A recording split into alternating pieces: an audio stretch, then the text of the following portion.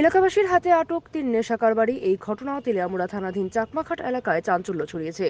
পরবর্তী সময়ে এলাকাবাসী তাদেরকে পুলিশের হাতে তুলে দিয়েছেন। এলাকাবাসীর অভিযোগ, দীর্ঘদিন ধরেই চাকমাঘাট এলাকায় নিজের নেশার সাম্রাজ্য বিস্তার করে মডার্ন নেশা ড্রাগসের ব্যবসা চালাচ্ছিলেন কুখ্যাত গনি মিয়া। অতীতেও পুলিশ বহুবার অভিযান চালিয়ে নেশার ড্রাগস সহ তাকে জালে তুলেছিল।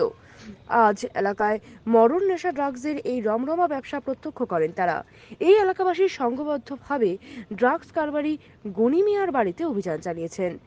তাকে আটক করে এলাকার লোকজন উত্তম মধ্যম দিয়ে তেলিয়ামুড়া থানার পুলিশের হাতে তুলে দিয়েছেন। তার সাথে নেশার সঙ্গে জড়িত আরও ৩ যুবককেও আটক করে এলাকার লোকজন। এ বিষয়ে তেলিয়ামুড়া থানার ওসি রাজীব দেবনাথ জানিয়েছেন, এই খবর পাওয়া মাত্রই তৎক্ষণাৎ তেলিয়ামুড়া থানার পুলিশ ঘটনাস্থলে ছুটে গিয়েছে। পুলিশ গনি মিয়া সহ হিরো দেববর্মা, বয়ার দেববর্মা, ইসুহা মারাক নামের এই ৩ ড্রাগসের নেশার সঙ্গে জড়িত যুবকদের আটক করে তেলিয়ামুড়া থানায় নিয়ে গেছে।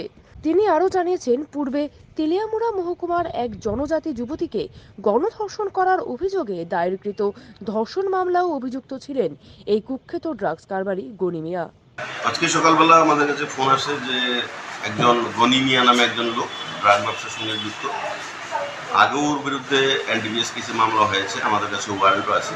যথারীতি আমরা স্টাফ পাঠাই। একজনের বিরুদ্ধে আমাদের কাছে ওয়ারেন্ট আছে গনি মিয়ার বিরুদ্ধে, আমরা ওই ওয়ারেন্টের পরিপ্রেক্ষিতে তাকে আমরা অ্যারেস্ট করি। বাকিদেরকে আমরা পিডিটি সেকশনে অ্যারেস্ট করি। হ্যাঁ, ওরাও ড্রাগ পেডলারের সঙ্গে যুক্ত আছে।